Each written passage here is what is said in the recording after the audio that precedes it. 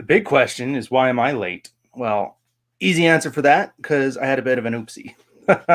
Morning, guys. Welcome to Red Morning. Episode number, I don't know. Episode titled, To Be Determined. What's to be determined? It's something I realized on John's Body Language Mastery course. If you guys haven't, I know a bunch of my Patreon guys have signed up. It was pretty cool to see them in there. Tons of content. We've been doing it for a couple quarters now, and it's damned awesome. How's everybody doing? Look at Adam going there, traveling on London to talk to a Russian girl. Yeah, welcome to Red Morning. This is a to be determined episode because first off, I'm taking off right after this. I'm not going to be on Rule 0 today. I am flying over to Europe. Some old sailor buddies are going to meet together, and I guess this is our Adam Sandler grown-ups. No, this is just the short hair. This is how that looks now. Yeah, so something I realized when it comes to guys being red-pilled, it's that even guys who have been around a while still don't know like some basic stuff. I was talking to one of the guys on Body Language Mastery, and he was bringing up how his old lady was treating him bad, and she was bipolar. She's crazy. It was very easy to like shame her for it. But then I realized the guy had a big glaring hole in his sexual strategy. He was essentially rewarding bad behavior. But when I had mentioned it, it's like I had three heads. So I figure, why don't we talk about some of the super basic red pill stuff? Yeah, it doesn't have a lot of bravado. It's not as cool as a Lamborghini. It's not as cool as texting a girl while you're doing another chick or any other bravado crap. But you know what? Do you guys want to look really cool in front of your buddies, or do you want to actually be in a relationship or have a plate that's somewhat fulfilling for yourself? And that's kind of the core of it, because there's always two types of... Brussels is a port in Belgium. Stairmaster is boring AF. God, awesome to hear you using the Stairmaster. As far as cardio goes, I would say swimming, but you can't listen to this while you're swimming, so... No, JD, nobody was slapping me around. I don't get slapped around. I'm too old for that. Two types of sexual competition. There's inter and intra. So sometimes it's men competing for the affections of women, and sometimes it's men competing for the esteem of other men. It's that second one that leads to some of our most unattractive behaviors, because guys are pretty poor judges of character. I don't know if you guys have heard this, but a lot of times you're going to find yourself competing with guys that you have no business competing with. Maybe you're on their level, maybe they're not. But once you start competing with those kind of guys, you end up fighting over absolutely nothing. Good morning, Dimitri. It's good to see you, brother. So what do I mean by this? I'll tell you a story from me. When I was going to university, it was in a small redneck town in my province. And there was a lot of Chinese immigrants who were sent down. Parents saw it as a status symbol to get an education from an English school. And Canada was making a lot of effort to bring in more students. Evening, Bayberg. So what we had was a lot of very rich Southeast Asian college students. And they all brought, like, I think at the time, Nissan's, what's that supercar that they had? Not Sentra, Supra. The Nissan Supra was finally old enough. It was classified as a vintage car, so people could bring them down. Stickered up, Rice Rocket, all that stuff. And they always had them. They're very, cute Southeast Asian girlfriends. That was pretty cool to watch. So what a bunch of guys did is they took their Ford Focuses and Honda Civics, and they were souping them up too. And guys were spending literally all their money. I remember one of the students was even spending his tuition money on that. I mean, it's better than the other guys that were next door to me that were spending theirs on booze. I think they averaged it over the entire school year, 8 beer per guy per day, which was absolutely insane.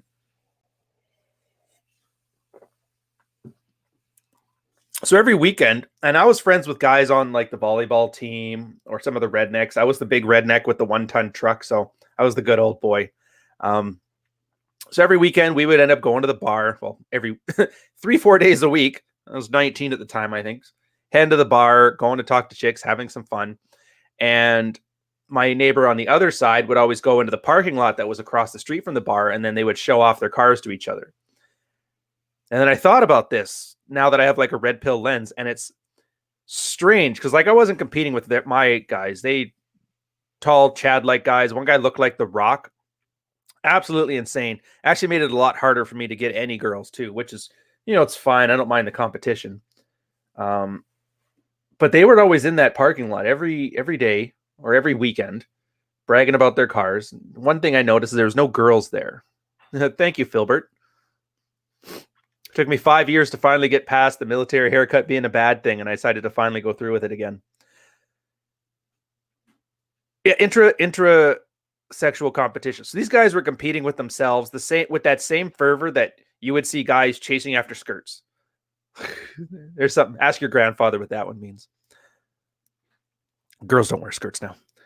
And then I thought that's hilarious because all this effort, all this work trying to please other dudes, and not one of those guys was even trying to get any type of like trying to think of a non-demonetizable way to put it on here, but you get what I'm saying. And so I thought about that later on, and you see it constantly. Now that you've heard this, you're going to see it everywhere, and you're not going to be able to unsee it. It's not necessarily a bad thing either. See, guys mostly, and there's a great post by Ian Ironwood about the male social matrix, how men tend to organize themselves.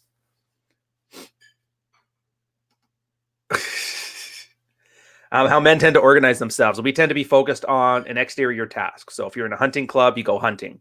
A poker club, you play poker. It's never about just getting together to get together. It's always getting together for an outside purpose.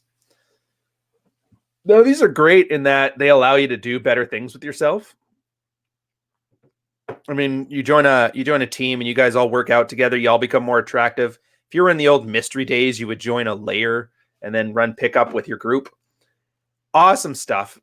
And it's competitive in a way that who wants to win.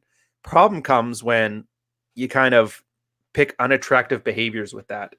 And they're hard to see now because it used to be video games. If you were playing video games, you were the absolute pariah. Like nobody would touch you. And it's gotten to the point now where esports guys are ditching their weather girls supermodels because they want to play more Fortnite. So it's an ever shifting status signaling thing. And you're eventually going to find there's some activities you do that are with a bunch of guys that just absolutely do not get any female attention. Now, if you're doing those because it improves your life in some measurable way, obviously doing business. Look at this. Wine more, please, in the chat. Always good to see you, man.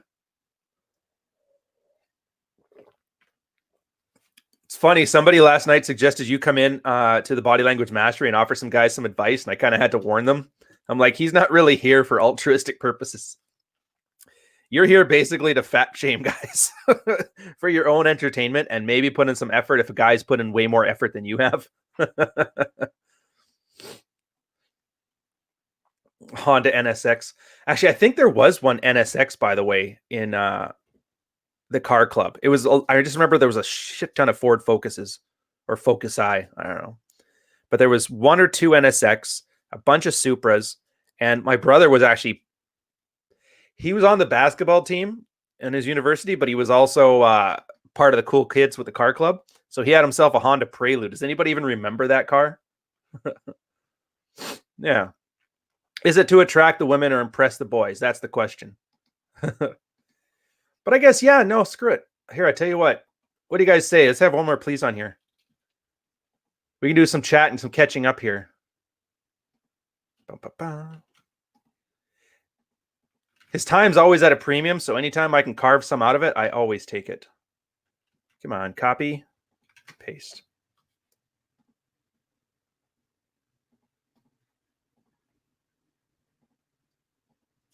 Anyways, I sent you the link on Twitter. Come check it out whenever you want to come in. No rush. Yeah, so, and you get that argument afterwards where, well, you shouldn't be doing anything to impress women. You shouldn't be anything to impress men. You know what's hilarious? When you hear those, you're just, what are the arguments? The pussy begging thing, all those MGTOW type stuff. Don't they sound awfully familiar to any time some red pill guy puts up a women should learn how to cook tweet? and then you have 500 feminists saying that, I'm not going to do anything for you. Who the hell are you? I swear to God, sometimes a lot of the tactics that feminists use to be absolutely unattractive are stolen wholesale by MGTOWs. But yeah, don't be mad about it. I mean, you should be impressive to other people. To impress upon them is always a good thing.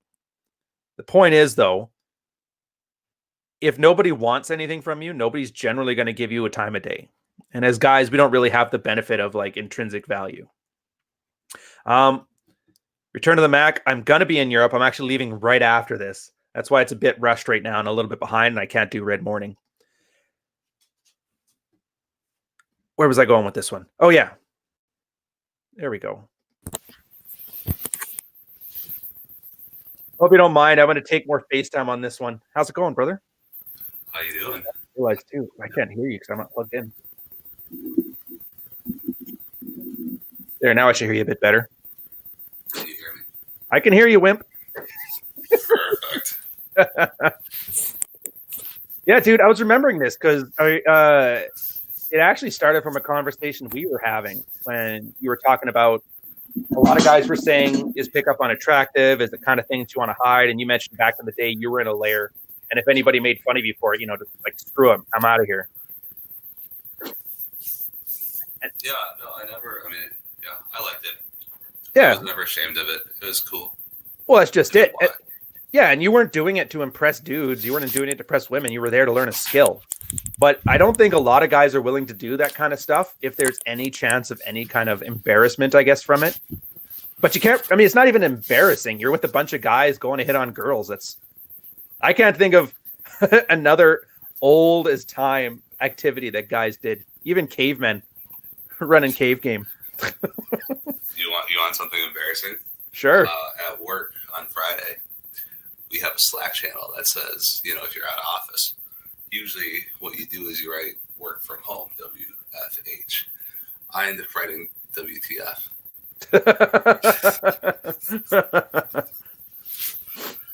Karen from HR, not too happy about that. Not too happy at all. No. I'm like, oh man, wrong letter, wrong three-letter acronym. Hey, there's something I didn't know. I'm not always a huge fan of Joe Rogan, but somebody here said Bill Maher was just on one. I don't know. Do you check him out much or no? No, I like Bill Maher. I think he's actually smart, but I know his biases. I don't know what they're talking about, though, about the manosphere and what Joe Rogan said about the manosphere. That is interesting. Well, I got a flight, so I can check it out. Thank you very much, honey. 1 second. There we go. Oh, my camera apparently sucks. Give me a sec. Let me see what I can do about that. Oh, take your time. Yeah, I'd be kind of curious about it. Bill Maher, he's one of those guys, I used to love him. And I thought he was fairly funny. I get how he was trying to be the smartest guy in the room, whatever. But ever since Trump sued him, he's just had like a hard-on for him, and it's fine. Problem is he's just not funny about it.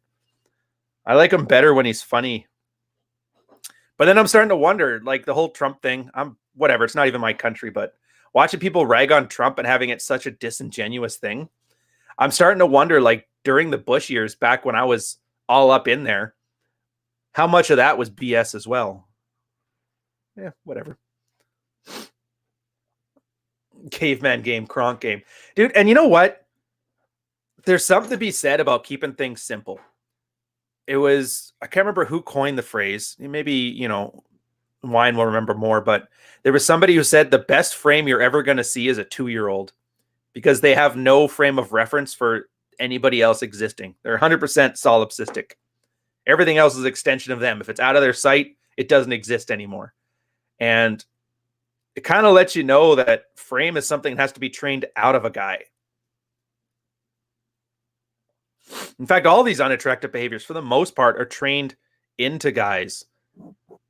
Because we're naturally designed, like dogs have never had a problem not being able to get any tail. All they got to do is chase her down. And if they can't chase her down, they need to eat more meat to run faster. Sounds like Rolo. All right, guys. Well, I got a couple hour flight, so I'll download it and we'll see what happens on that one. It should be fun times. Yeah, I don't mind. I don't get this, and I see it everywhere where everybody talks about, like, for example, if you guys obviously, I mean, they're not stupid. You know, I work with Rollo Tomasi a lot. He was kind of the reason I went IRL on this thing because he asked. I thought it'd be really cool. He's done so much for the community, done so much for me.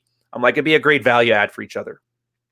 And almost immediately, you watch this cadre of guys talking about it like you have to kiss the ring and you're kissing ass and you're just making yourself a cuck to another man. And I go, has anybody in the manosphere ever had to work with somebody before? Like, I couldn't imagine it. So it's all unattractive stuff. So, I mean, say what you will about the car guys. At least they're willing to work with other guys competitively, but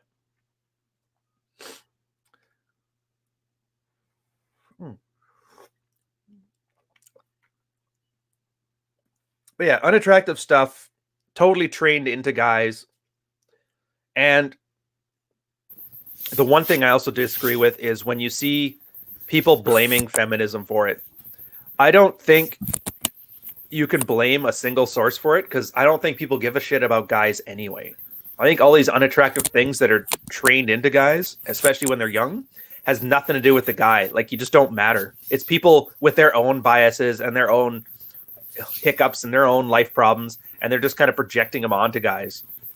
So as much as I would love to say there's this great evil enemy, evil empire out there fighting the will of men, I think it's just nobody really cares. So I guess I'm just going to be robotic. And yeah, our audience can deal with being robotic. That's fine. They'll have to deal with it. Ah, damn it. I think I just agree with you on which part? Feminism. I agree with you on Rollo. It's awesome that you're actually doing this as a public figure. And I think you're right. It doesn't seem like a lot of guys have worked with people, or it doesn't seem like a lot of guys in the manosphere have worked with people successfully. Mm-hmm. I guess successfully, that's the key word. Everybody, I'm sure, has been fired 5 times. But I think feminism as a movement did a real big disservice to the gender balance. Mm-hmm. Where, for the past 56 years, I mean, we've gotten to the point where we've really looked at what does equality mean. And I think as part of that, what we've done is we've really epitomized, pedestaled the female experience. Oh, that's interesting. All right. And so now, part of the whole everything movement is you've got anyone who claims to be a victim is now special. So the more of a victim you are, the more special you are. And I don't think it's in the nature of men to complain. And when men do complain, you really just kind of look like a pussy. So there, you're cutting right to the core of the matter. Well, here's my question for you then. So if you want to put that on the back of feminism, it's a reasonable enough claim. When does that start? Like are we talking back as soon as suffragette started? Or are we talking like the Industrial Revolution? Or are we talking birth control 1969 and on? I think it's 2000 onwards, to be honest. I think the biggest change of where like everyone felt like they had a voice is when it really, really started hitting home. Because, for example, before the Me Too movement, people would still fuck their coworkers, right? And now everyone's all paranoid about fucking around with their coworkers because they're going to get Me Too or some shit like that. Now, to be fair, I was paranoid about coworkers well before then, like in the early mid-2000s. But, I mean, we didn't call it Me Too back then, but I don't know if I told you this story ever. It was a girl that sailed with the crew that was previous to us, so I joined as a brand new ordinary seaman. They were all like the Killicks and Masters and that. So this girl, and then she happened to be a lesbian. They brought her along, treated her like one of the boys, and then at one point they got drunk in Hawaii, and she asked, like, do you guys think I'm pretty? You know how some girls will do when they're insecure and drunk? And the guys went along, yeah, sure, you're pretty, you're great. Playing it up a little bit because bros help each other out that way. She ended up charging the whole department with harassment. It ended up not going somewhere, but the guys kind of learned their lesson, and they just stopped inviting her to stuff and basically treated her like a pariah. At which point she tried charging them all for harassment again for ignoring her. And it got so bad. I've never seen this. The chief got her posted all the way to the Halifax coast from Victoria, which is an unheard of thing. It happened in like 30 days. Like I've seen deployments take longer to set up than that when they need to go like right now. Well, and I think the key piece of that is it didn't go anywhere. People looked at her as ridiculous, right? Yeah. I guess, yeah, that makes sense then. So in the 2000s, it made sense in that it finally started to work. And the Me Too thing still makes me laugh. Harvey Weinstein settled out of court for an undisclosed amount, so clearly it wasn't about the justice of it. Every person who's accused him has ended up being a complete psychopath. And I think, what was that? The one chick, the main one, the one that killed Anthony Bourdain. She was also diddling a 15-year-old or something like that. Like, these aren't the heroes that you're looking for. No, it's not normal, is it? Nowadays, it's normal. Every girl nowadays has been raped, it feels like. Mm-hmm. It's almost, oh, damn it. You might remember this too. It was something from Married Red Pill. I want to say it was, who was that idiot that loves to argue? We had to ban him like twice. All of them. Weekakuk, that was the guy. I think it was him that brought that up. There was some weird study bringing it up where the amount of actual like rape or sexual assault has just stayed steady, but once the media exposed like Me Too, then you saw the accusations just increase exponentially, but the convictions and all that stayed steady. Then the theory to that was, as soon as it became like a marker of social status, that a lot of girls just jumped on the bandwagon. And that's where we're at right now. Ooh, that's clear. Whatever you did there, keep doing that. Oh, cool. Perfect. I just plugged in an external microphone instead of using my shitty laptop microphone. I got off my ass and did something. Yeah. But I mean, it makes sense. I guess so. Don't sleep with coworkers anymore. I mean, that's, you kind of weren't supposed to anybody, but it was, everybody kind of turned a blind eye to it. But I don't know if that's really an issue as much, because there's so many more avenues. Like, I know social media, like Instagram's turning into be a better dating app than Tinder, at least from all the field reports I've been getting back on it. I'm not surprised, right? Mm-hmm. Tinder's saturated. And the whole not hooking up with your coworker thing, that just seems so weird to me. Well, yeah. It seems like, it's perfect. Who would you want to date? Your coworker. They're at the same socioeconomic status. They got a job, blah, blah, blah, blah, blah, blah, blah. Do you see them a third of your day? It's at the point when guys are married and they go to work, they have like work wives. Have you heard about this? I have. Yeah. Absolutely boggles the mind. Like, willingly going into a girl's orbit because you got nothing else to do. Isn't that like every male-female social interaction? I suppose so. Always that hidden agenda of, I would love to sleep with you. And she's like, I would love if you just keep paying attention to me. Who passes that Mexican standoff? Guarantee you it's not Stanley.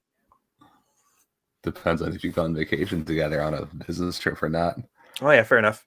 Oh, I know. Oh, the conferences. Yeah. Yeah. Did a few of those. A lot of my coworkers used to work for Deloitte and PwC, and some of their stories were just insane. It sounded like there's 35-year-old people, married people, sounding just like 20-year-old, fresh into basic training guys at the barracks doing the other sailors. It was absolutely insane. The only thing they were missing is none of them from Deloitte had a story of here's embarrassing. In my dorm in the barracks, the guys on the other side from me, a Cape Brettoner and 2 Newfoundlanders. I guess one night they got super drunk and they both just looked out their door and peed into the hallway. So I got up that morning and I had to get up for a duty watch or something like that. But there was literally pools of pee on either side. So I couldn't get out of my place. That's a party, man. That is a party. Here, I guess to get this one quick. Whereabouts in Europe am I going? I'm going to Belgium. I always get Belgium and Brussels. One's the city, one's the country. I always get the two mixed up. You're gonna go see some tulips and some flowers. Is that the plan? No. We're gonna go see some military things. But it's one of those things. Like a lot of guys, we already talked about how guys have a hard time making friends. I've had a hard time since leaving the military because the core group of guys that I had are so awesome that nobody lives up to it. So we just fly once, twice, 3 times a year sometimes. If one of us has like, in this case, there's some like NATO or meeting or some top brass thing like there. So we're going down there to go check that out and then just get drunk on the rest of the thing. But we're always going to go check out military graveyards, a lot of that stuff, because what can I say? I still got that nostalgic soft spot in me. I mean, I still got the medals behind me and stuff. Oh, there, that side. So it's always kind of neat to go to those. That's cool. That's That's cool. I wish more guys would do that. And it's crazy because I didn't realize how well loved Canadians are up Northern Europe. Because we liberated the place, but like they still hold on to it today as like a positive thing. You guys have better PR than the U.S. does, apparently. That's true. You guys have been spreading freedom around for years, and people get mad about it. I don't get it. You don't want people telling you how to run your lives, except you're doing it wrong. So yeah, I don't know. Well, yeah, it was neat. It was the part that freaked me out was like we went to Oosterbeek, which is just outside of Amsterdam. That was the last one we went on, and all the graves, everybody was 23 or under. I think there was one grave of a 35-year-old, and I think he was like the commanding officer or chief warrant officer, something like that. And I was thinking about that through like the delayed adolescence thing, because I even talked to Korean war vets if we're on Remembrance Day. Part of Remembrance Day or Patriots Day you guys have is you go to a Legion, drink with a couple old vets, and you swap stories. And this one old guy was like, "Oh, I'd love to hear about your stuff. Tell me all about it." And I told him about the deployment and the parties, and this part was dangerous. Iran was doing this on my mom's birthday. And he's like, "It's cool." I'm like, "So what did you do in Korea?" He's like, "Yeah, they parachuted me into the middle of Korea and told me to blow up anything made out of steel with an engine in it." I'm like, "Oh," and then I had to walk back. And right there, I'm like, how can you take life seriously when you got that? And that's only like a one generation difference in people and their experiences right there. Like, I'm in the military. This should be like, I can't even think of like absolute war movie at all times. I'm supposed to come back with PTSD, and I've only ever seen 3 coworkers die in the military. One of them got hit by a car in San Diego when we were in a foreign port. One of them fell off of a cliff into a lake, and then he got caught underneath a log. And the third one, it was brain cancer.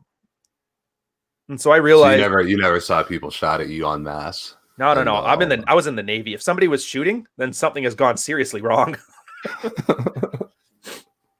Yeah, it was the foreign ports. Even me went to the Straits of Hormuz like a half dozen times. Iran was saber rattling, locking missiles onto us every time we went close. Nothing, not a scratch. I go to Montreal to work at like a reserve unit. My first month there, I almost got killed and I lost 2 fingers almost.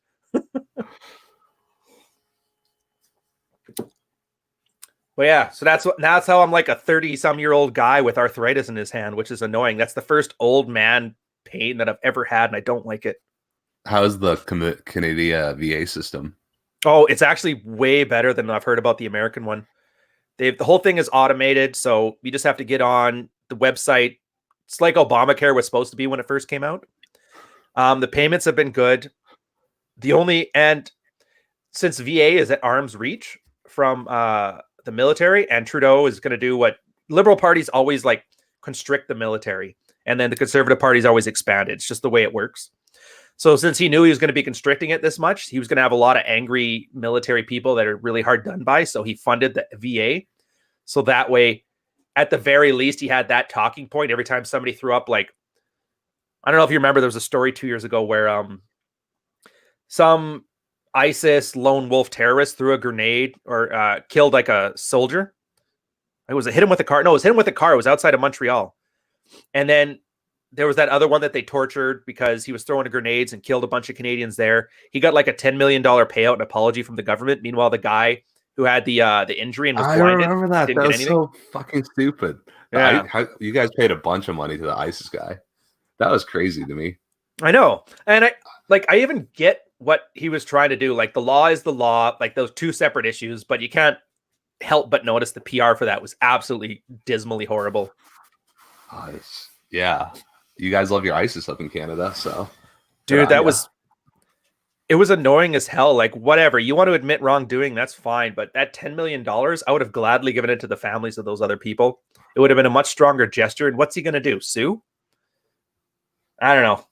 I just imagine like you liberate Normandy, and then the German soldiers that you had to fight end up suing you for like assault or something, or some tort law.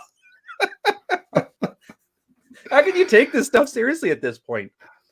Yeah, and that's you okay? Yeah, it's the mic's falling. I got it on this rickety ass little thing, so it actually can reach my face. Yeah, I can't believe the way politics in the world is going with things like that. It seems like all the U.S. news sites are very much pro-Iran, which doesn't make any sense to me. Oh, I know. Like, I can understand being sympathetic to them and thinking the embargoes are bad or wishing the conflict was over, but actively picking sides, like, that's not a very... Granted, it's yellow journalism. What do you expect? No, it's terrible. I mean, the statistics bear it out, though, so whatever. Mm-hmm. I don't know. Wait, what do you mean the statistics bear it out? If you look at the statistics between how the journalists donate in the U.S., how the media donates in the U.S., 96% of donations from journalists go to the Democratic Party. If you look at it as the U.S. being a red versus blue type of political state, right, and that much of it goes into one side, how do you think the story portrayal is going to be? Well, that makes sense. Yeah, even if you don't understand, you have a bias. You can't help but have that creep in there. Yeah, exactly. Yeah, that's the weird thing too. So Canada, our conservative liberal thing is more of like an East Coast, West Coast thing. Like we have I guess you guys have the blue bloods. For us, we have what they call the Toronto, Montreal Beltway. In there is all like the aristocratic British types, and they think that the West literally just exists to work on the fields and send the resources up here so they can handle them responsibly. And the Conservative Party, for the most part, is gone over there because it's all blue collar, and then the Liberal Party has mostly stayed on the East Coast here because we're financiers. What is the situation on Quebec becoming its own country? Is that still a movement? Is the Quebecois movement still happening, or did that die out somewhere? Dude, that's the equivalent of a wife threatening a divorce every time she wants a new purse. That's exactly what that is. No, it's there was a 49% or 51-49% split. Blah blah blah. Wasn't there? Meech Lake happened in the 80s, and this was after like the 60s and the whole FLQ bullshit. In the 80s, they had the Meech Lake Accords, and that was the referendum to see if Quebec should separate. We found out like years later that not only did the Canadian government not have a plan if the referendum went through, but the Quebec government didn't have a plan either. So nobody really wanted it to go through, just nobody wanted to flinch. So it's like Brexit, except you guys voted it down. Yeah, exactly, because we're not stupid. And then, that's the problem, because all those votes you see, that 50%, that's people older than boomers. These are 80-year-old people in like the sticks in Quebec that are voting. They're people that actually don't speak English in some of the backwater parts of Quebec. Oh, I know. I remember that. Oh, well, even Montreal. Speaking English in Montreal was super difficult. Oh, once you get east of St. Catherine, man. No, nobody does. Yeah. But I would love to see that, because then all you guys would have in Canada is like Vancouver, and a bunch of like vacation stuff in the middle, and then Toronto.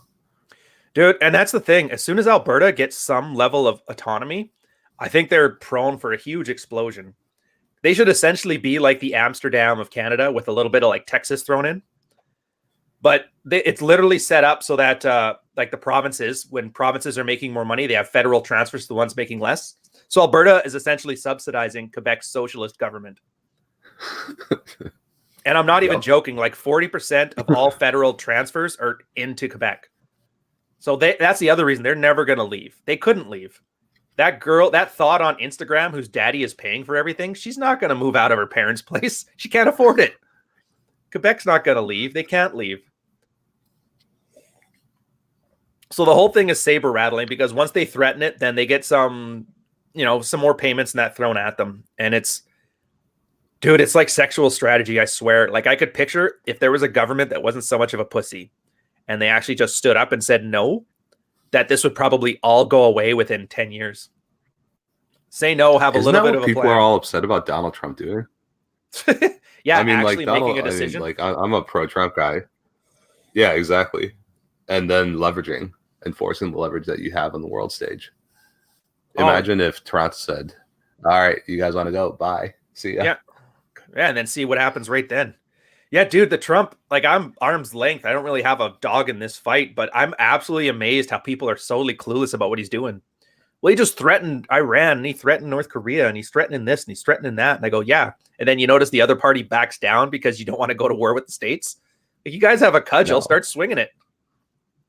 If anything, he's made it safer. Right? Yeah, and that's the thing. Yeah. And then people are still mad about it. Well, he was such a jerk. Like, yeah, well, North Korea and South Korea have met for like the first time in 12 years, and they've had 3 meetings this year on trying to get to peace. Huh. Did you know that the Roman Empire had red versus blue chariot races? I did not know that, actually. I know that a lot of people got stabbed in the Roman Empire. Yeah, it was very stabby culture. I'll give them that. Yeah, only thing I kind of knew about it, because I don't follow Roman stuff as much. I'm a huge fan of World War I, but not the Romans. They had that thing called Triumph, which I don't know if you've heard about it. I'm not going to bother getting into it here, but it was essentially this big ritual they did to show that the emperor and the generals like weren't above. They were still just common people. So they made him into like a god for a day. And then after that, they got stripped of all their titles and retired. It was kind of a neat little thing. Like if you're ever bored, just look into the Roman Triumph. The extent of knowledge that I have on the Roman Empire is like Gladiator and like the video games, computer games, Age of Empires, computer games from I was 15. So, well, I fell down a rabbit hole because of this guy on Twitter of all things. Hi, Civ. Awesome guy. He's a lawyer. He's in family law. He's kind of like Red Curious, but he's kind of more into like the esoteric type stuff. Like he probably would have read Evola, although he didn't like him. So that's why I like him. And he hooks me up with everything. In fact, he's given me this giant book. It's like 1,500 pages about the decline of the West and the Roman Empire and that. And I've been like meaning to get through it, but it's such a slog. But yeah, he's taught me more about FALs, those rifles, and the Roman Empire than any teacher I've ever had. What's crazy to think is the Roman Empire was, what, 1,000 years? Mm-hmm. The expansion and contraction of the Roman Empire ended up being 1,000 years. That's 4 times as long as the U.S. and Canada have been around. Oh, dude, Canada, we're so new. Like, we just had our centennial not so long ago. Like, a centennial. There's people that have been alive before the Dominion of Canada was formed. Yeah, like really? The 100-year thing. I think we're at 125 years. So there's some weird Japanese guy who was here like the year after they became a country. I thought you guys were like 200 years old. Well, technically the Hudson Bay Company, that was Canada. The Hudson Bay Company was a British thing, like the East India Trading Company. They came down here to take pelts and ship them back. And then they were given the Upper Canada Territory or colony in order to like run it as a company. I think Lower Canada was the French, which we had eventually won from them for whatever reasons. But yeah, for the longest time, it was just Upper and Lower Canada.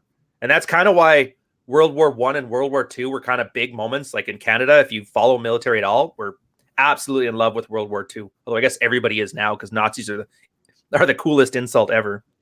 But that was because like World War I, Britain declared war. We were automatically in war. So we were officially a colony. World War II, we delayed our declaration of war by a week. And that was our first showing of us being a sovereign nation. So that's always my joke with Americans. You guys went to war, killed a lot of people. All we had to do was just wait for 100 years and then just like, hey, we're moving out, Dad. He's like, all right, cool.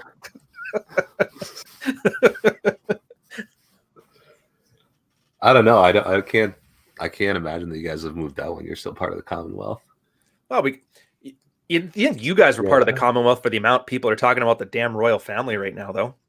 Oh not the Commonwealth nice, though. It's like they moved to Canada. Yeah, the Commonwealth is nice because I don't know how to explain what I like about it, but we don't have much permanence in Canada. We're not very strong. Like the biggest Canadian culture is stuff we buy and eat, and then by not being American. That's the 2 biggest markers when you see a Canadian. When they get in a huff when you call them American, when they put a Canadian flag on their stuff, when they eat mac and cheese and drink Tim Hortons. That's basically all we got. So that tie to the Commonwealth is really like the only identity as a nation that we can hold on to that has some permanence to it. Which is also why you get a ton of Canadians that pretend like we're the 51st state. Like, I think I told you this. We had like a Trump protest outside my building during the election. Yeah, and a Chick-fil-A protest too. Oh, that one. Dude, I even ran into it. There's a weed shop that opened just across the street from me. And there was a bunch of lesbians that were out there handing out the tickets, doing the thing. One was going off about Chick-fil-A, and I decided, like, I'm bored. I'm going to mess with her. She's like, yeah, I can't believe Chick-fil-A this, and doing all the standard, I hate them for Jesus or whatever. And I go, yeah, but is their sandwich any good? She's like, I don't know, but I refuse to eat it. I'm like, yeah, well, if the chicken sandwich is good, I'm pretty sure Canada is not going to be kicking out the gays anytime soon. We're pretty good about that. I think it's settled. And she just kind of Like you watch that reset, she kind of froze because she didn't know how to respond to like, is the chicken any good? And then my wife was behind me. She kind of gives me a little jab. She's like, stop fucking with people. All right. I still haven't gone. Have you ever noticed that it's never normal people who lead those protests? You have to go. Their sandwiches are good. Are they? Like, but yeah, you're right. They're not normal people. It's always, I would say daddy issues, but I don't know for sure. But like, you wouldn't be surprised. I don't think they have. I don't know. I've never thought of them as daddy issues people. Daddy, I don't know. All I know is when I picture somebody with daddy issues, and I see these people at these like weird, non-effective protests, I wouldn't be surprised if there was a Venn diagram with a lot of overlap. I don't know them. Maybe they are wonderful people, but still at the same time, it's like 10 in the morning. They're not working. And Toronto is like a city designed to get people to work and back as fast as possible. How would you have an effective protest in the modern day? You wouldn't. I think protests are absolutely ridiculous. Like you're talking about that was the whole reason for protests before the internet, because you wanted people to know they weren't alone. We have way better mechanisms for that now.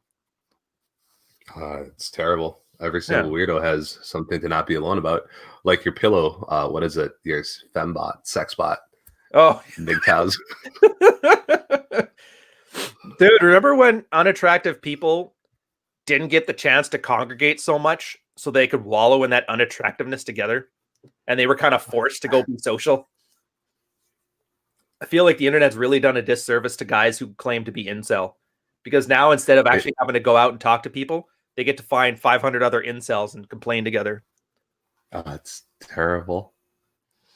But I mean, my stepdad, you know, the D&D role-playing, the kind of nerd subculture of the 70s, right? My stepdad has a group of friends and they've hung out for 30, 40 years. It's like, even if you were sort of a social outcast, you could still make friends because you got off of your fucking ass, went to the world, and met people. Yeah, that's true. Actually, yeah, that is true. 70s had that. 80s had that. Everybody had the Atari parties over because there's always one friend who had the game console that nobody else had. Or 90s I was the first kid in my neighborhood to own a Super Nintendo, so I always had all the friends over. But you don't have that now. Now you're just playing it online. They even removed chat. I heard this about so when I was in the military, it was like the best birthday present ever because the Call of Duty franchise, the games always came out 2 weeks before my birthday. So my girl, like, this is the greatest gift they could have given me. Now I don't even have to think. And once I stopped playing the series, she was absolutely disheartened. She's like, I don't know what you like now. But I guess the new one, I heard about it, that they like disabled chat because of the toxicity. And I'm going, what's the point of playing then if you can't yell at some 13-year-old on the other side? I was always a PC gamer, but I loved Xbox One, Halo on Xbox One. Oh, no, God, yeah. Halo on the original Xbox, because it was the 13-year-olds with the voice chat, and they would tell you about how they're gonna fuck your mother. And after we'd go to the bar, and then once we were done at the bar, we would come home. Sometimes we'd bring girls, sometimes we wouldn't, to my buddy Jay's place, and we'd always have Halo parties there, and the girls were always confused. They're like, "What? We're coming back for a Halo party?"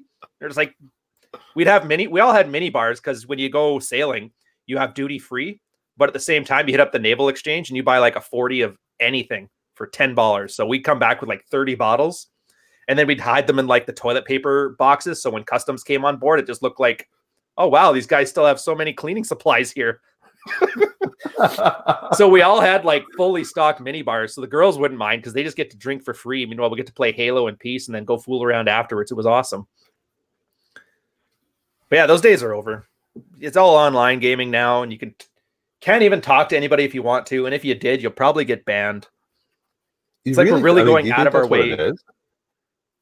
Yeah, well, that's like we have that with Tinder, we have that with the video games, we have that. People are no longer interacting regularly. Everyone on the fucking train is looking at their phone. Yeah. Oh, that's all the time. Too. Oh, it's terrible. I was freaked out when I saw it in Japan because they had actual like cell phone reception in the subway, and it was like everybody in Japan was just lined up in the cab and looking at their phones. They were huge phones at the time. I still had like a Crazer. And I was amazed. I'm like, I can't believe, how do these people talk to each other? And now I see it here, and I'm just like, that's how they don't talk. They just don't talk to each other. Yeah. Maybe that's a problem. It's a Like, problem, but it's an opportunity. Like something I've found is that if you can get somebody's attention off their phone, they light up like you just gave them a Christmas gift. Like the example I used, but remember when Catch and Release was guys were trying to figure that out a couple years back in the Married Red Pill? Yep. It was just a story. I had it because I was just having a lunch at the Starbucks outside my work, and I was bored, and that was when they had those goofy pink unicorn drinks or whatever. And I didn't know anything about it, so I just walked up, grabbed my coffee. I always grab my just black coffee, and the girl had that big unicorn drink, and I just went off on it. I'm like, what the fuck is that retarded nonsense? And then she looks up from her phone, and I remember just seeing it. It literally, like, her eyes lit up because it was just like a playful nag. Her eyes lit up. She started smiling, and then she just started running off at the mouth about this pink drink, and I made fun of it. I called it diabetes in a bottle. But all these people are so, like, at least girls, because girls are more extroverted for the most part, and they seem absolutely starved for human interaction. And it seems like a great opportunity because nobody else is doing it to stand out just by being able to string a sentence together. Yeah, but maybe it's reflective of larger social issues that we got with the whole incel culture in MGTOW and the fact that nobody actually goes out of their way to talk anymore. On a bus, everyone's on their fucking phone. People got their headphones in. I mean, I remember that was one of the classic PUA things in day game. You know, just interrupt someone, ask them to take out their headphones and just go talk to them for a bit. Ooh, that's clever. I don't ever think I did that one. I always treated that as like a no-go. But then again, nobody wore headsets at the bar, so that's probably why. I only ever saw headsets at the gym. Day game type deal. Well, even at the gym, right? Like, you want to talk to somebody, whether it's a guy or a girl, you know, hey, can you spot me or something like that? Mm-hmm. That's a good way. That's a good way to have a conversation. Oh yeah, or even just those. You mind if I work in? If the guy's hogging a piece of equipment, I've never had anybody say no or I need it there. You just do the standard courtesy, but that's it. It's like that fear of, I don't want to say it's fear of rejection, but it feels like conflict. I think for a lot of guys, like as soon as you engage somebody, there's potential for conflict because all you're seeing is this 1% of blue-haired feminists and this 0.5% of creepy incels. And so everybody assumes that's what normal people are like. And so normal people are doing is like a self-fulfilling prophecy. It boggles the mind. But I like it. It makes me look absolutely interesting. And I don't even have to say anything useful. Yeah, I've never had an issue with that. I just go and talk to people. Well, yeah. Well, that's the thing. You made an effort to learn that as a skill. And I still love when you had that little thing about how many teens or how many adults aren't getting laid. And you saw like that 30% jump. You're like, hey, this seems like the perfect time to bring PUA back. That one really stuck. Well, and all it is just, yeah. It's all it is. Just go out and start talking to more people. Mm-hmm. I mean, I don't know. You don't even have to talk about anything.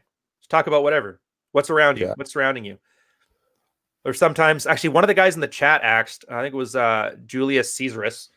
He asked about books to read about getting better socially. And I already know, I think I know what your answer is going to be. I'll go first here. But honestly, it's mostly a practice thing. Read as little as you possibly can, just enough to get some kind of like game plan in place.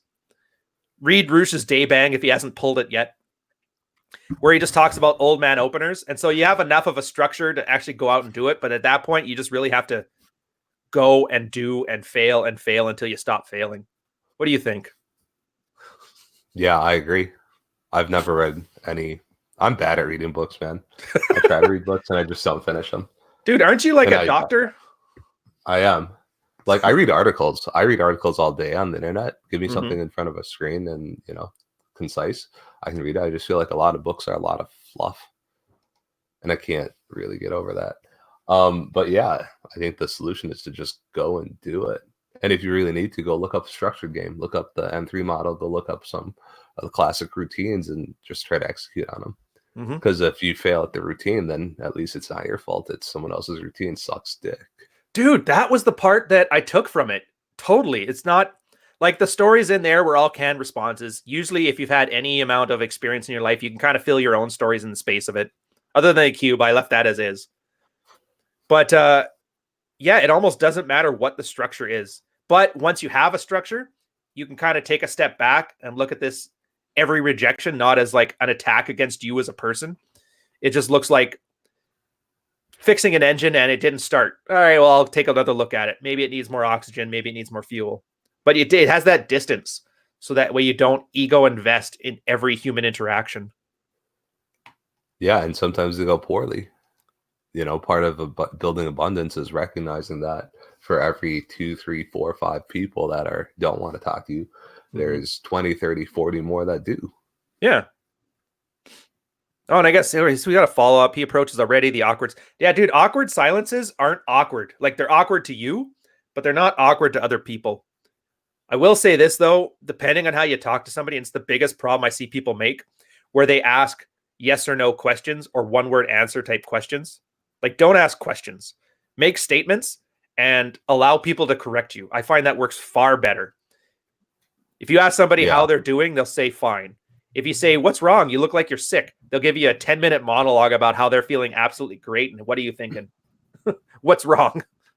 Yeah. Statements are key. Mm-hmm. Statements are key. And people who don't want to respond to statements don't want to talk to you. Yeah. So, and then there's like a whole concept in the PUA world that's called eliciting values, which was part of, you know, trying to understand people. And the real challenge for me was learning how to take an interest in the people that I'm talking to. Mm-hmm.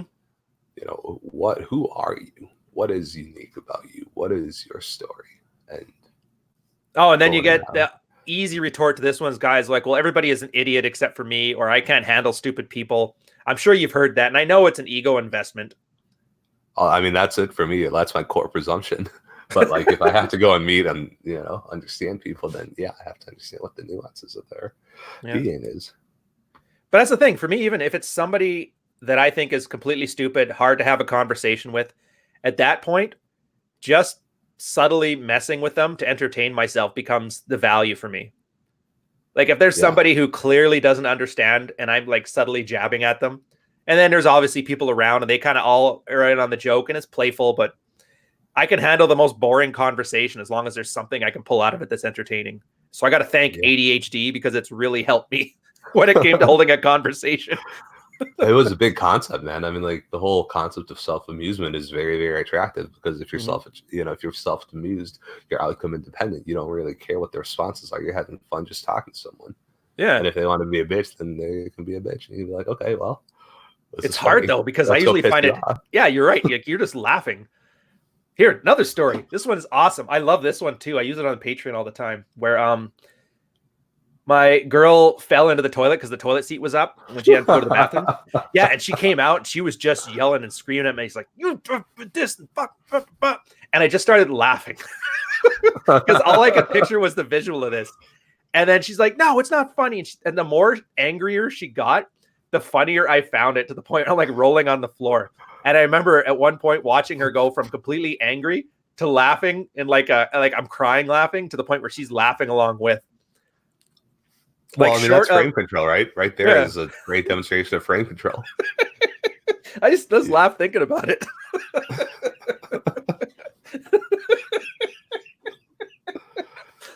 Like, I've never understood that whole toilet seat up thing. I never have, but it was just so funny. Have you ever done it? Have you ever sat on a toilet without the toilet seat up? No, because I always have to walk towards it, so my eyes are automatically looking at it. You should try it sometime.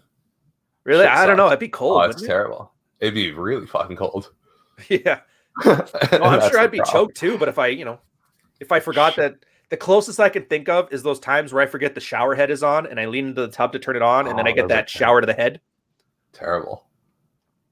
And this is the answer for you, Julius. You notice this? We're talking about fucking shower heads and absolutely nothing. And it's probably a boring as shit story, but the fact that I'm laughing about it makes it at least somewhat interesting to the other person, especially when what else are we going to talk about? Nothing. Oh, it's true. I was once at a chicken tender store over in Australia. It was a KFC. Sorry, it was KFC. And I like when you said chicken tendies.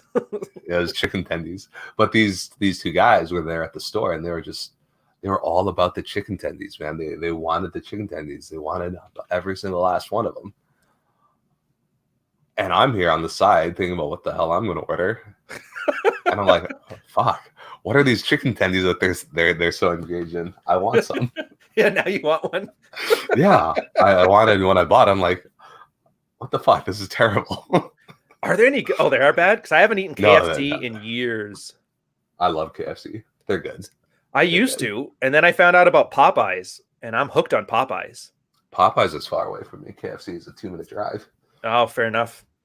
Yeah, they're all about the same distance, but I didn't know anything about any of this stuff. And then I found out about like Louisiana fried chicken. I'm just hooked.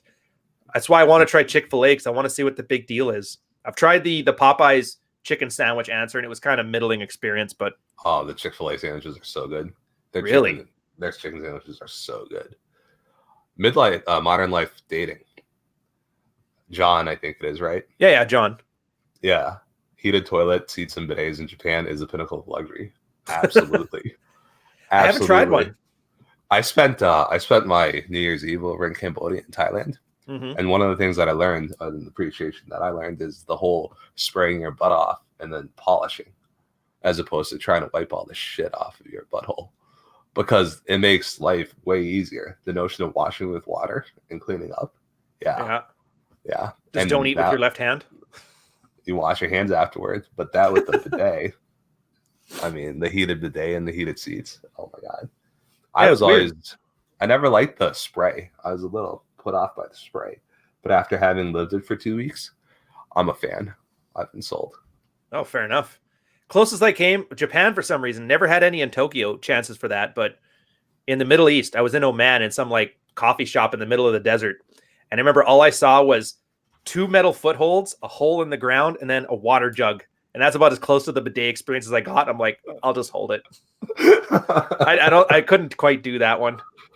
I pooped in a hole in the ground. Yeah. Well, I mean, I used to when I was a kid and I was on my grandmother's farm and they had an outhouse, but that's as far as I made it. Plus, those things are designed for guys that wear the gown. Like you can't wear jeans and then poop in a hole like that because, I mean, look at the physics. You're a doctor. I know. It does not. Yeah, it's scary. Yeah. But you got to go. When you got to go, you got to go. I suppose. Either shit your jeans or you shit in a hole on the ground. I was just a test of wills. I can hold this for the day until we get back to the hotel, and thank God I did. But it was good anyway because the desert was so damn hot. It was like 54 degrees Celsius at the time. That I was so dehydrated that nothing was coming out of me but sweat anyway. I think you started something between the bidets and the chicken tendies. Your channel is... We're 4channing it? Yeah. Dude, I feel bad because that was the one thing I've been trying to avoid with any of this content is to avoid any of the like... not the meme culture stuff, but specifically like the MGTOW incel meme culture stuff. I call it like the BuzzFeedification of the manosphere, which what a pretentious phrase, but I think it works. I agree with your phrase. I agree with the concept. It's very sad. Mm-hmm. And I get it because men are being raised with effective women. So of course we're going to be big on gossip and bullshit like that. I loved your Twitter post about how you can find the perfect girl. Dude, I was half cut. I was just drinking cider and rye because I wanted to see if it was as good as cider and bourbon. And I've been sick for the last week, so it hit me really hard. And then I'm like, you know what?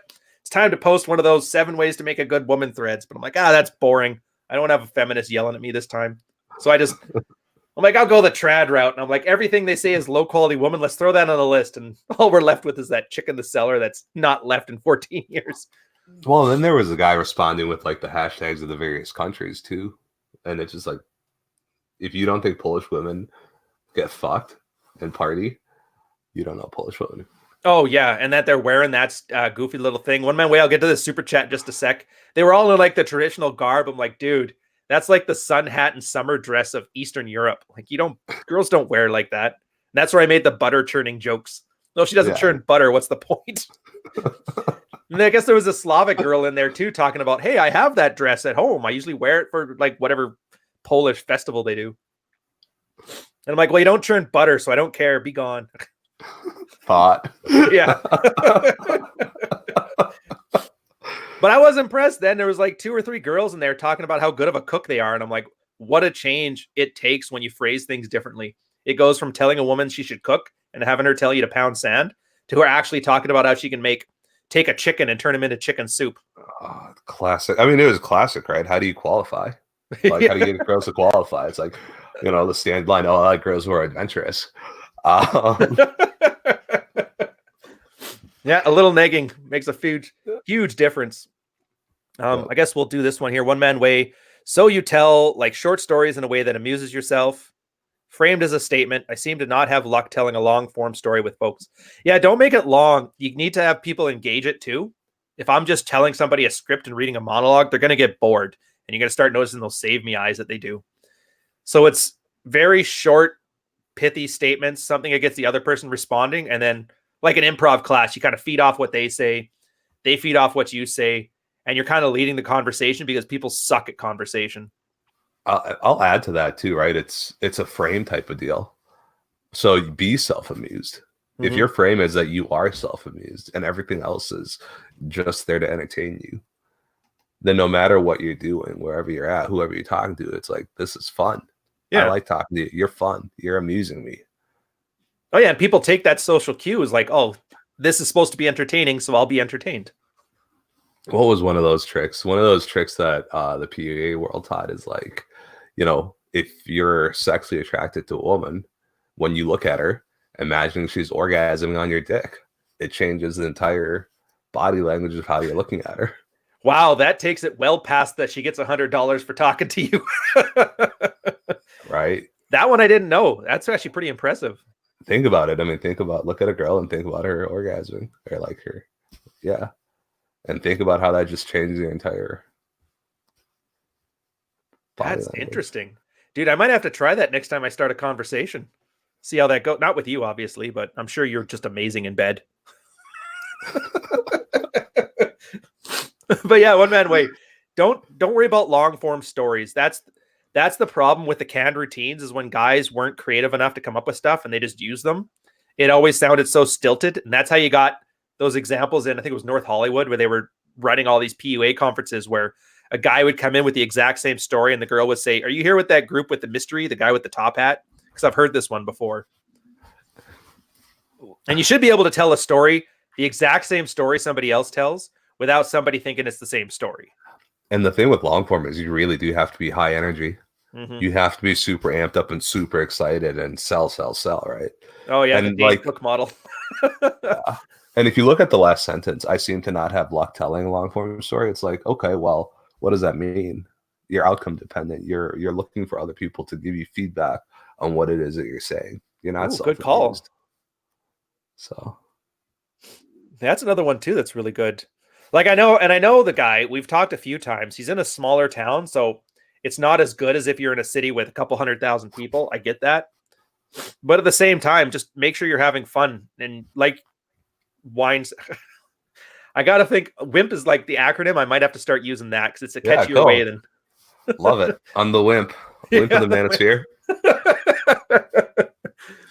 But yeah, once you actually are strictly doing it for your amusement, people catch on to that and people are paying attention. And if you're doing this at like a social gathering where you're that couple of people that are having fun, people that are bored over in the corner start to gravitate towards. Like you'll know you're there. Talk to everyone too, right? Like talk to the old people, talk to the old ladies, talk to the young ladies, talk to the bus driver, talk to, because if all you're doing is talking to girls that you think are hot, what you're really doing is you're really conditioning yourself to try to use conversation, quote unquote, as a way to get laid. That's a good point. It's not who you are. It's not you just doing your thing. And that's going to come off.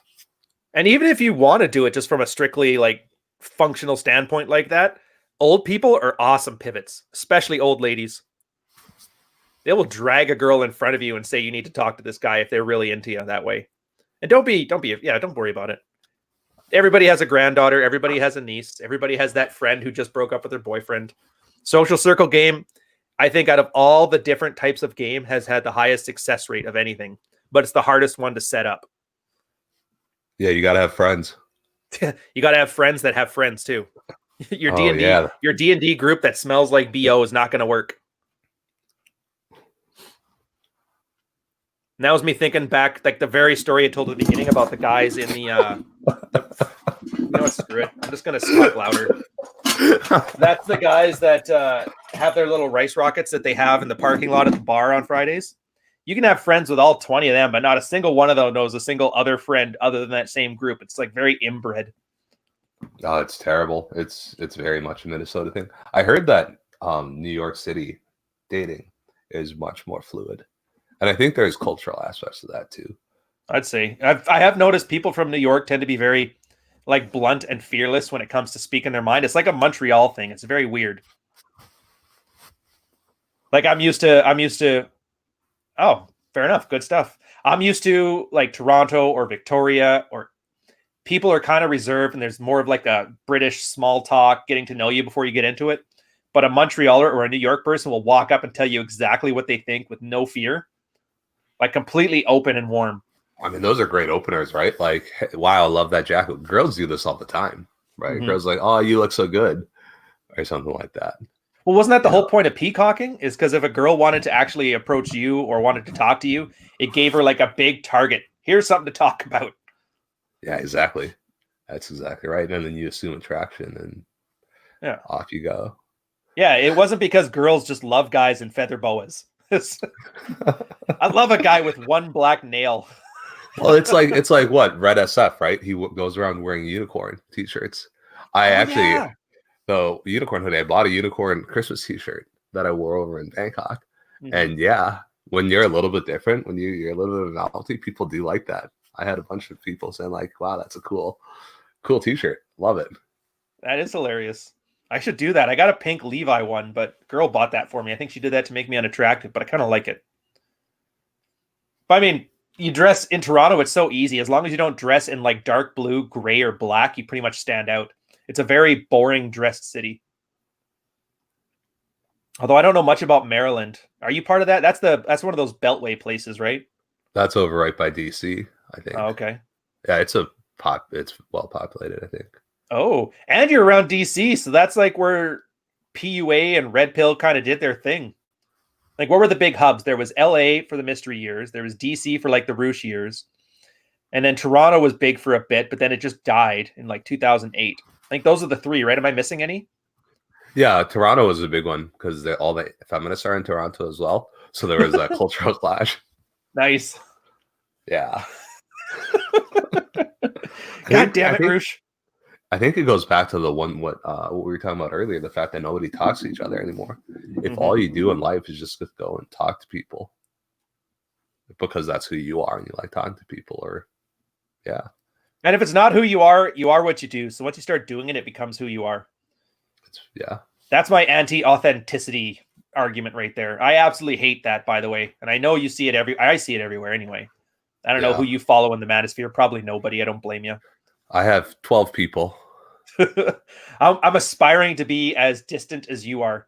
It's been absolutely amazing it was so bad. I had that video about how watching royal gossip is like one of an unattractive behavior that a man has.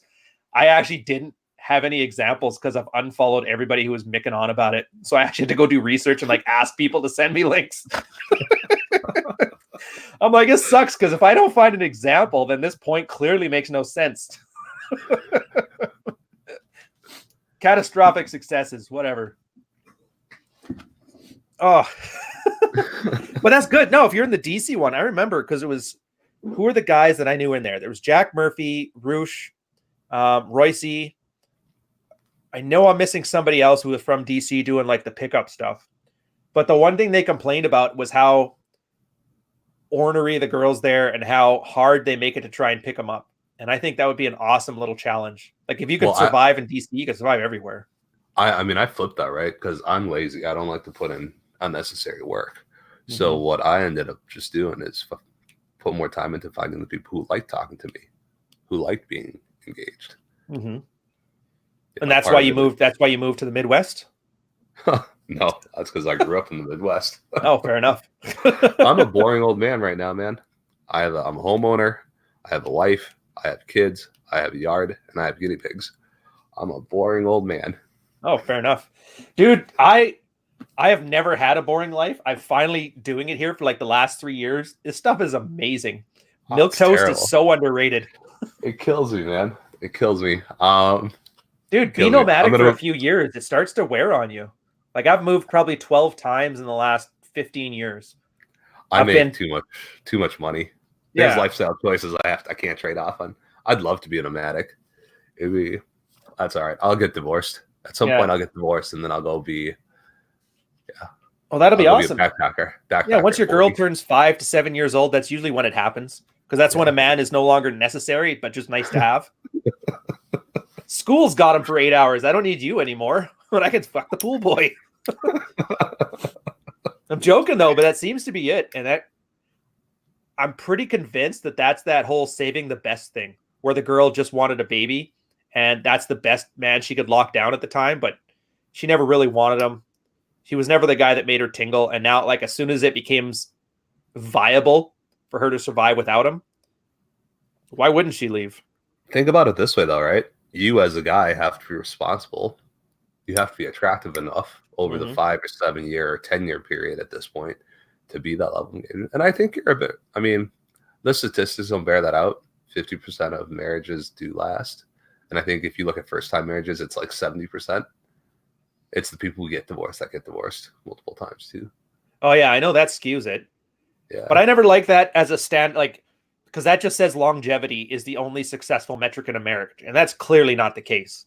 No, absolutely like not. I'll take the skewed stats. I say, okay, half marriages end in divorce, but out of those half that are good, how many of those are like quiet desperation marriages? I say, let's say it's another half of those are guys that the girl gives them a birthday blowjob and doesn't touch them for 6 months at a time. Yeah, but how many of those guys you think can do better than what they have?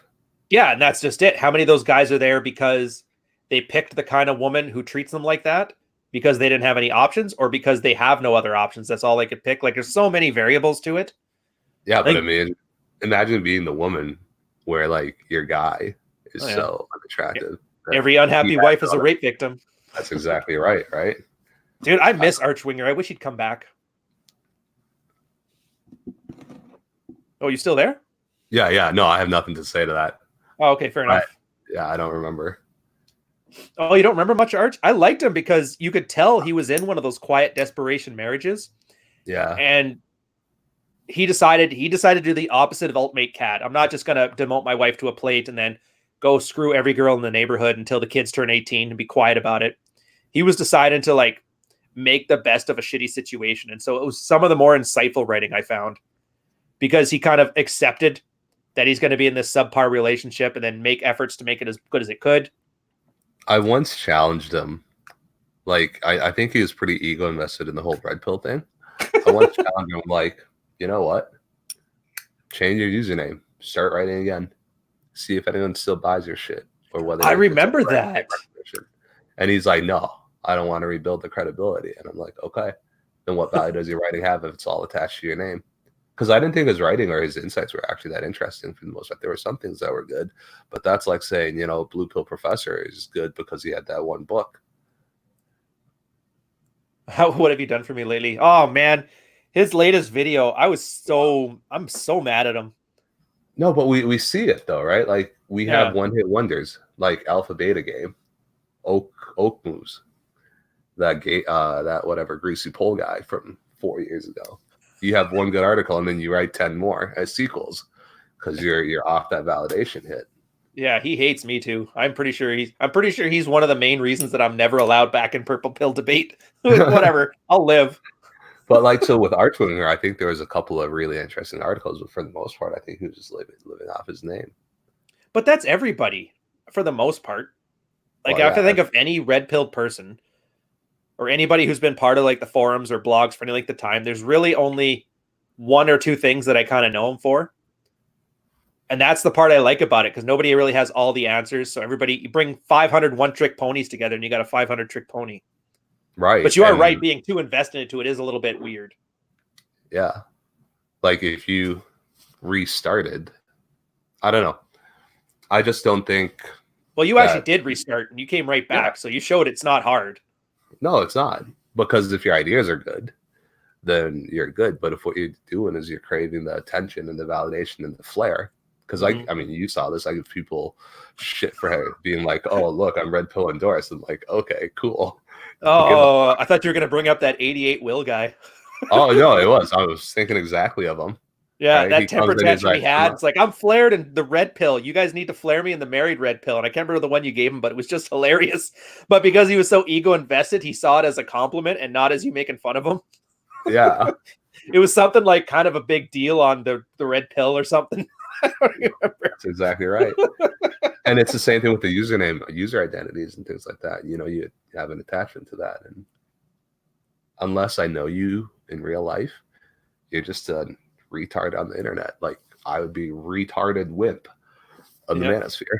So, oh, we all are. And that's fine. Yeah. What do I say? You ain't shit, and that's okay. That's fine. Yeah. Everybody solves things. Yeah. If you got interesting ideas, you got interesting ideas. They're not your association. They're not your identity. All right. Yeah, Felix. Oh, sorry. I realize you guys might not know what it means. So when we talk about flaring guys, the problem we had in the subreddit, and it was kind of before my time that they started it, was you would get two people arguing about something, and somebody just walking in had no idea which one was more credible or more red-pilled. So the flare system was kind of introduced as a little cheat sheet. So if you see two people arguing about something and you don't know what to think, kind of lean towards the flared guy, because everybody else in the community is like, yeah, he kind of knows what he's talking about.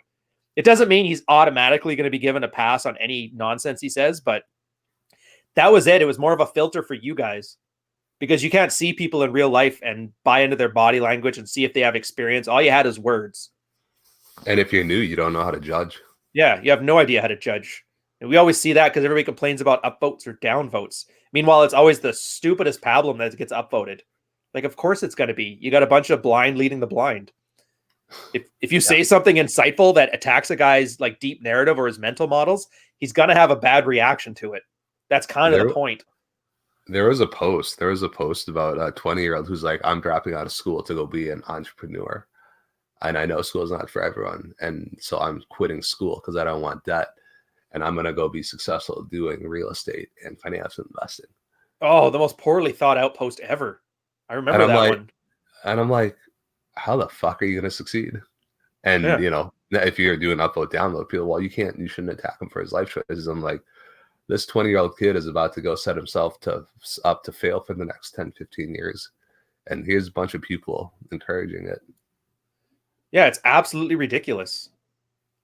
But that's always the part I like too, because there's so many absolute nonsense posts that get left up in the subreddit or on blogs and that, which is awesome, because there's always in the comments section at least 1, 2, or sometimes half a dozen voices of reason articulating why it's nonsensical. But you can't do that if your community is too big. Yeah, that's true. That's the one advantage MRP has had, is that growth has never been, and I think you kind of led the charge on that, where growth is no longer like a metric we want to use, or it never has been. It's strictly about quality. And we've had arguments in the mod chat all the time, just ruthlessly kicking people out who aren't useful. One of these days, honestly, you should do that. I know you had your thing where you showed like an own your shit thread and kind of discussed it so people can understand them. Should almost take a day where we just go through the best hits of mod mail. You know what? If you're volunteering for that, more power to you. Because I'm not going to go through that fucking crap. Yeah, well, that's the problem. It's like getting hit in the nuts on TV. It's cool the first 5 times, but after the 37th exactly identical situation, it kind of gets a little tiresome. Well, because everyone's telling us how unique their story is. Yeah, they're unique. Their story is unique, yeah. Your penis is small. You guys are such snowflakes. You're just like feminists. It honestly sounds like nagging wives. And then at best, one of us will get bored and like mess with the guy, but then the guy takes that as attention. And then right after the one pithy comment, you get that 3-page discussion and critique about his problems. And then you'll always come in at the end. Yeah, I think you mistook us fucking with you for anybody caring. And then you just mute the thread. Oh, speaking of which, I think that's something guys should know. A lot of times when people are talking with you, it's not because they like you. Not all attention is good attention. Sometimes people are doing it just to mess with you. And girls, I've seen this, and I used to be this guy back before I knew what I was doing. You'll notice when they start, and I know there's some single guys here. If you've ever had that girl that's talking to you and you're really into her and she's not into you, the one thing you'll notice is she starts like throwing things at you to see how much of her crap you'll put up with. And if you're single and you want to date the girl, make a move. Yeah. Make a fucking move. And if you're not going to make a move, then you're wasting everybody's time. Yeah. But I've seen that. Yeah. A girl did not want to see a guy. She didn't even like him. She's like, go get me a drink. Like just generally barking orders at him. And then as soon as he would go get the drink, this happened all the time. she would look back at us, because it was a friend of ours. He was a huge mega thought, or turbo slut, I think they called him in the 90s.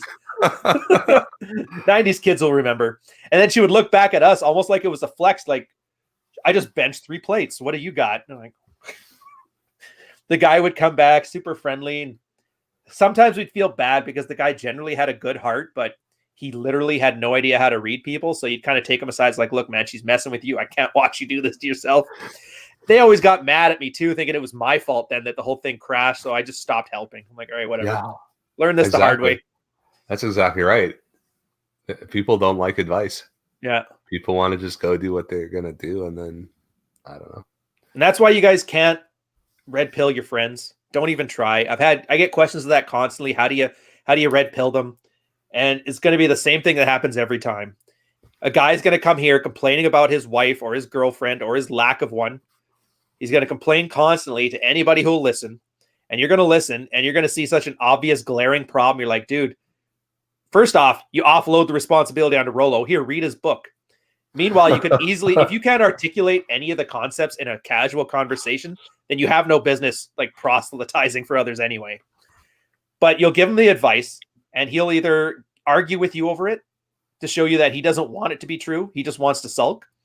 Or he'll agree with everything you say, do nothing.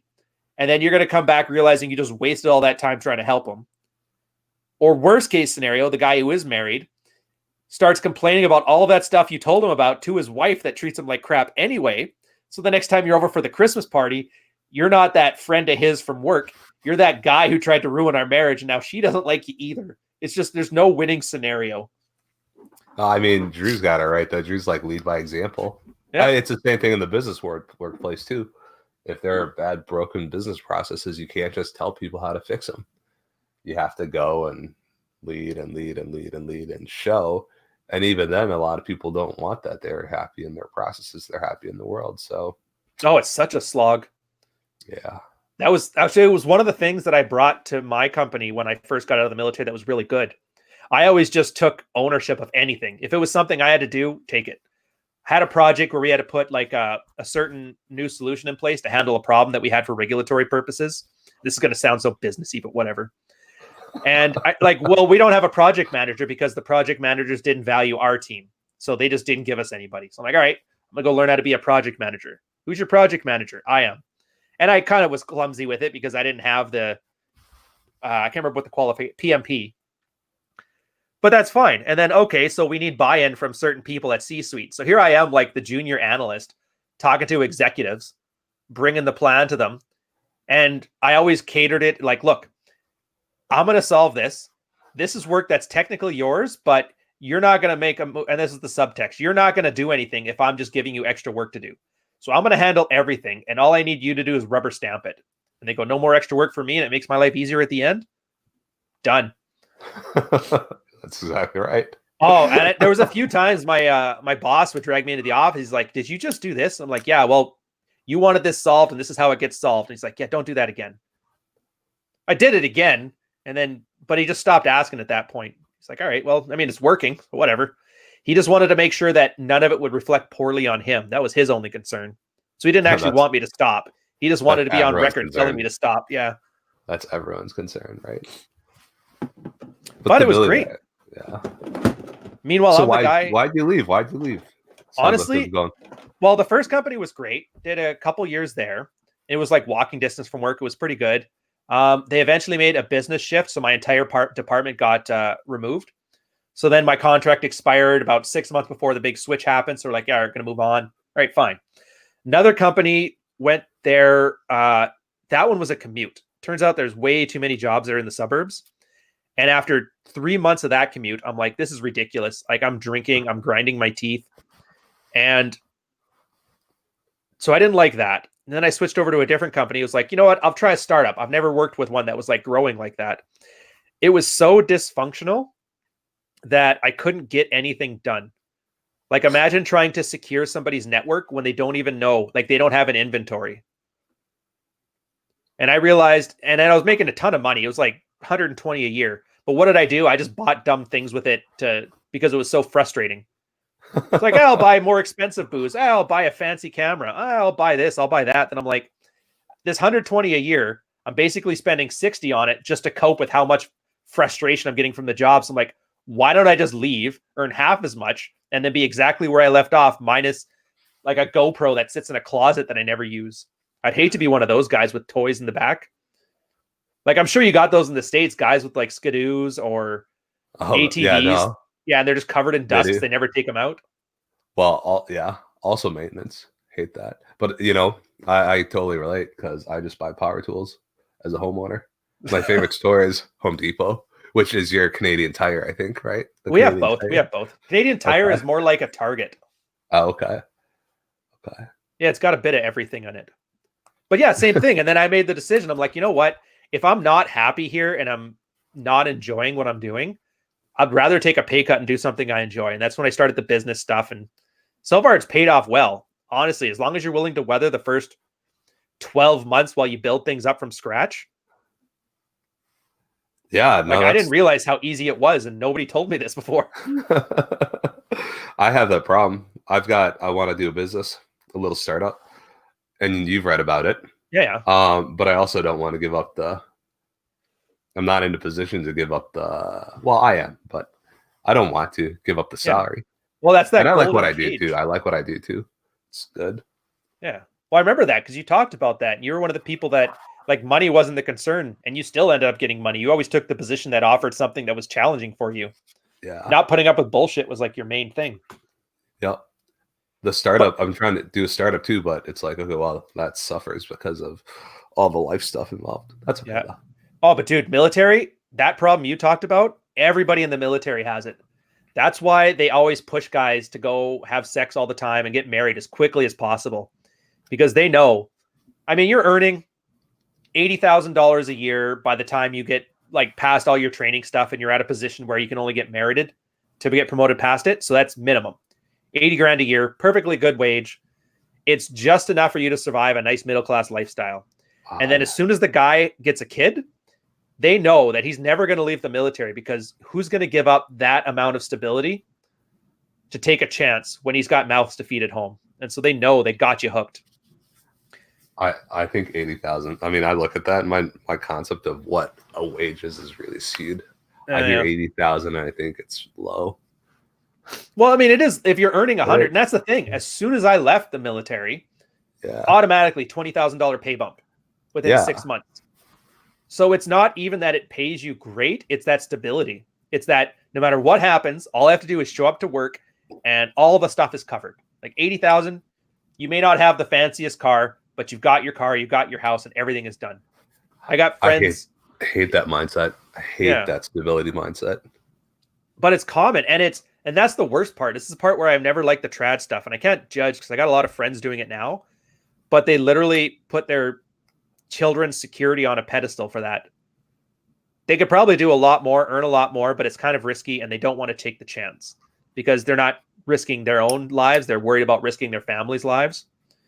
Of course, having the wife get a part-time job's not in the equation either, so whatever. There's always a way around it. Yeah, I'm lucky in that sense, right? Where it's like, I'm not worried about getting a new job because the statistics bear it out. Yeah. I mean, having a PhD, my wife having a PhD. You guys will be fine. Yeah, exactly. So, I mean, even if you take a pay cut, it's going to be marginal. Oh, yeah. Even my friend, the one going to Europe with after this, he's only got his master's. His wife only has his master's. They like $500,000 a year kind of stuff they're pulling in. Like they're never going to have to worry about anything again. Yeah, exactly. Which is, I mean, but it's good and it's bad at the same time. For him, it's good because he's doing what he wants to do. But a lot of our other friends, they're the ones that could be going that route, but they'd have to leave that security, and they don't want to do that. But it's like wasted talent, I guess, in a way. But I mean, I understand it. I've never understood how people who are in their 20s or 30s can go with like 1.8% cost of living adjustment every year for their salary for multiple years. Mm-hmm. Like, well, that's because it's hard. If you ask for a raise and you work to deserve one or switch jobs, like there's a chance of failure in there. And I think that ties in with exactly what's wrong with people trying to pick up girls or not having sex. It's all like that same thing. The mindset. And the I fear can of do failure, this yeah. rut, and the rut gives me a guaranteed outcome that I know I can live with. I could play video games and smoke weed all day and I'll survive. But if you go out and talk to a bunch of girls, if you go out and try a new job or start a business, yeah, you might fail. So I'd rather just not take the chance, because if I fail, that doesn't mean I screwed up. That means I'm a horrible person and my identity is crushed. Yeah. And I wish somebody would have beaten that out of me earlier, because I'm not entrepreneur. That's like a Rich Cooper thing. I'm brand new to this, but I am just amazed that all that worrying, like I had bosses, they would tell me like, dude, when you leave the military, like this is the best job you're ever going to have. And of course they thought that because they left straight out of high school to go and join. But had I realized how easy it was to take a chance, like a calculated risk, and do something, I would have done it way sooner. Because it's not even a risk. But I guess you're also smart and ambitious, and you know how to deal with people. Yeah. And I don't know if, the ambitious part is, I think, a big deal, because my uncle got out of the military and he was a welder, but 10, 15 years on, he's still a welder because he knows the skill set. And so for someone who's not as ambitious, who doesn't want to grow, it might be better just to take that stability. I suppose. I'm ambitious too, right? Like I want to take the risk. I know where I can go learn and grow, and I want to learn and grow.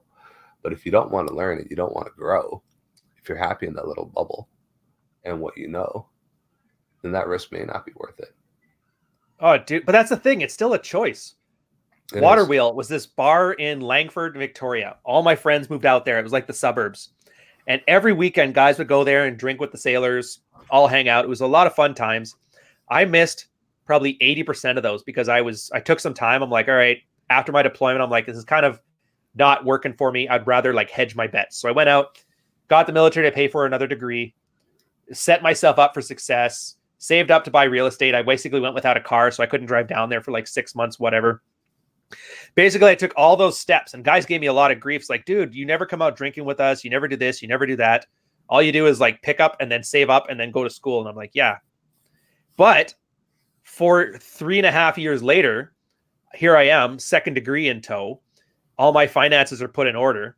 And the military started making some changes that really screwed over people's pensions, as well as my little red pilling event. And I realized like it just makes more sense for me to leave right now. But I had set all that stuff up 4 years in advance. Yeah, that's true. And my one friend, the one I'm going with Europe with, he noticed that. Like after like the first year, he's like, oh, I kind of understand what you're doing now. And so he started doing that too. And he literally was just a year behind me. So a year after I got out, he got out. I left with my degree. He left with his degree. Absolutely doing amazing. But you just have to have a little bit of foresight. Well, strategic planning is hard. Strategic vision is hard. I mean, I agree with you. I had to make the choice on whether I want to spend 4 years doing the PhD or whether I just want to keep on working. And the payoff for having the PhD is infinitely better than those 4 years. But that's a, return on investment over the course of 30 years. That's true. 10. For you, it's, 3 years of work, and that's a 5-10 year plan, not a immediate return on investment. Well, it's more than that too, because there's the military pension. After 20 years, you get paid 40% of your base wages. So take that 80,000 I was talking about before. Some of that is a stipend that you get because you live in an expensive part of the country. I think it works out to be about 30,000 a year as your pension. So I take 30,000 a year for, like 20 years. How much more would I have to earn to have it work out in the long term? And it turns out it's not much. And sure enough, as soon as I got out, like I was already making up the difference there. But there's all those little opportunity costs that people don't factor in. They keep talking about the pension like it's a safety net. And I'm like, yeah, first off, it's not guaranteed. Like they clawed it back 3 times in my 12 or so years in. First clawback was it went from a 20-year to a 25-year to earn it, and you couldn't collect it till you were 65.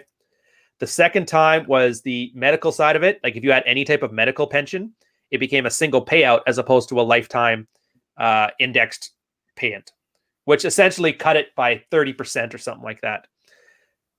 And so even though it does sound really good, like, oh, you can have a pension by the time you're 40. And I'm like, yeah, but can you? Because they've already shown that there's no stability in it. I wouldn't trust the government with my money. Yeah, And that's what a government pension is, right? pretty much. And that's the thing. I met, out of all the guys that I worked for who retired during my tenure, the ones that did well were the ones that already had like side businesses. Like one guy owned like fossils, like a watch store. He bought that out. And once he retired, he just basically ran the watch store full time. He's like, it's awesome. Where's more than my pension? Or my other boss, he was the one that got really lucky and bought into real estate just before Victoria boomed. So he had like 5 places that he was renting out. So he had 5 income streams, and he just had to walk around fixing houses part-time. And he's like, yeah, I'm doing right well right now. And again, some of the smarter ones got really high earning wives, and they seem to work out well too, just being a house husband. So, but the guys, but I remember this one Chief Wiggums, everybody hated him, but he had nothing. All he had was his pension, and he was borderline homeless by the time he got out because he just assumed it was a safety net, and it just did not work out. Yeah, that's sad. It was super sad. And the saddest part is because nobody liked him. Like, they hated him to such an extent that they were kind of, oh, that sucks. Like, that's as much sympathy as he got. Yeah. Well, I mean, and I think it goes to something as guys, right? As a guy, as a husband, you do have to have that vision for the family. And you have to have that planning. You have to be able to take care of that stuff on a family level, or you're not going to get the loyalty that you probably want. I mean, like, go to Hunter. If we take Hunter, not to bash Hunter or anything, but we're going to bash him a little bit. He's going to get it, right? You know, when Hunter joined the Manosphere, homie was pulling $30,000-$40,000 a year at 30 in his early or mid 30s. You can't sustain a family off of that. So he does Fraternity of Excellence, FOE, and all that, and he's probably making a lot more money at the rates that he charges, and he's doing a good thing that's congruent with his personality. Right. That's cool. But there's an ulterior motive there for him, right? He's probably never had money, so money's important to him. And so why you do things and how you manage it is important. Which makes sense. I never got the money incentive. Like, maybe it's because I've been poor and I've been well off. I've been both. But for me, I always treat it as a means to an end. Like, for me, as long as bills are paid, I have some kind of saving vessel for the future. And it doesn't really take that much, because I've never really wanted a Lamborghini or any of those like hard lifestyle flexes. So I think that really helps too. Yeah. So you really have to focus on investment. Like, I got no problem not trying to fight feminism by getting yelled at on The View like a certain fucking retard is right now. But one of the things in the military, if you do it right, it's actually a lucrative career, because military covers a lot of your basic expenses. So if you're smart, you can save a lot of it. But I don't know. Oh yeah, like 30,000 for me, just like I don't know. A free degree like that. That's right up there with when they have that 401 sharing, where cost sharing, where you put in $1, they put in 50 cents or whatever. It's free money. Yeah. The degree here was like 30 grand. Plus I got tax write-offs because I pay up front and then they compensate. So not only that, but then I also got the tax rebates on any of the education stuff. So that's free money on top of free money.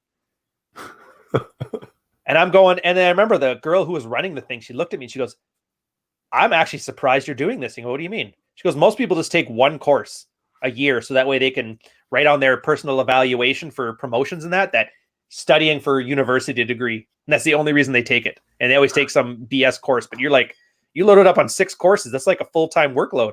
I'm like, yeah, well, you guys are giving it to me. I'm going to use it. But it boggled my mind. Like, how would somebody not do this? And then it turns out it's because everybody who wanted an actual degree, they would go on this other, like an officer training program. The idea was if the officers liked you, they would recommend that you be brought up from the enlisted ranks to go on an officer. They put you in college for 4 years, but you don't have to pay anything. That was the big deal. Like, you don't have to invest in your own future. They'll just do it for you, but you have to be well liked. But the problem with that is it's super competitive. So you'll get 20, 30 people, all of them equally skilled and equally good at it. But there's that one guy who went golfing with his captain who's going to get in and you're not. Or somebody who married an officer, which was deceptively common. A lot of people in my trade ended up marrying officers. And so they'd always get bumped ahead of you.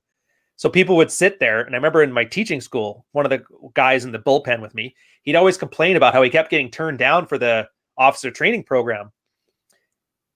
And he's like, I don't know how you guys get in it. I'm like, why don't you just do the ILP program? It's like, well, yeah, but you got to pay for that up front. I'm like, yeah, but they pay you back when you pass. You're smart. And he just kind of, you remember when I said, don't red pill your friends? Well, right there, he'd like argued with my advice, which was perfectly sound and did all that he wanted to do. And I just realized, yeah, I'm just, all right. Yeah, it really sucks. I'll still salute you if it makes you feel better. People don't like getting life advice. I haven't figured out how to tell people that what they're doing in life is wrong. And I don't know.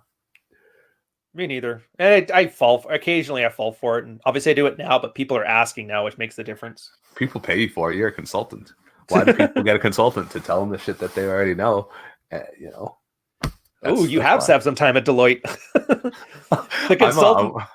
I'm working as a consultant right now. Fair enough. Science consultant. Someone had that question. I'm working as a data science consultant at a company. I'm like, okay, you're going to pay me a lot of money for me to tell you what you already know. And they're like, yep. I'm like, okay, cool. And hopefully solve some problems along the way. But I mean, that's really secondary. Oh yeah. Well, I found, at least on our side of things, and you'll reflect if this, tell me if this sounds right. One of the other reasons they hire consultants is because nobody wants to take the risk of saying this is the direction we need to go. So they get you to say it so they can point to you as the authority. Exactly. You pay someone $400, you're biased to listen to them. Yeah. And that's the thing. The more they pay you, the more credible you are. Yep.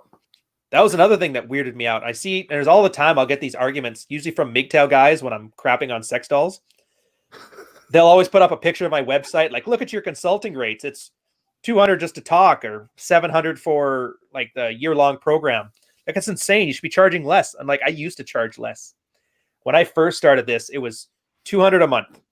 And I got a ton of clients, and all of them were like pulling teeth to get them to do anything. Like, they just wanted to complain. And I was like, this is ridiculous. And Rich actually suggested, here's what you do. Every time you get a new client, charge $100 more. And you keep doing it till people say it's not worth it. So I made it up to about $800.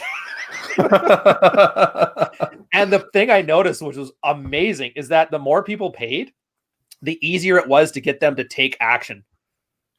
It was the most amazing thing. It's like, I could have given you this for a tenth of this price, but for some reason, once the guy had to put his money where his mouth is, he's more than willing to go out. And the most expensive clients I've had were just it was kind of like watching the Litz from Married Red Pill. He literally just buckled down. Okay, what should I do? All right, I tried it. This one happened. This went wrong. This went well. And then within 3 months, you had the guy completely dialed in. And at the end of the day, he's thanking me. I'm like, dude, don't thank me. Like, you did all the work. Yeah, right. That's what I don't get. That's what I don't get. I hate when people take credit for other people's work. Even as parents, like we do this at Married Red Pill. We don't do shit. We sit here, we laugh at you and insult you while you fail. Wasn't that the guy you banned like last week? Yeah. Came in with this big heartfelt thank you post. He just removed it. Yeah. And then he got really mad, so we banned him. We don't do anything, right? Yeah. It's, as a parent, I don't do anything. I might set someone up for success, or I might do some direction, but like all the work, all the effort, I can't force effort. Effort.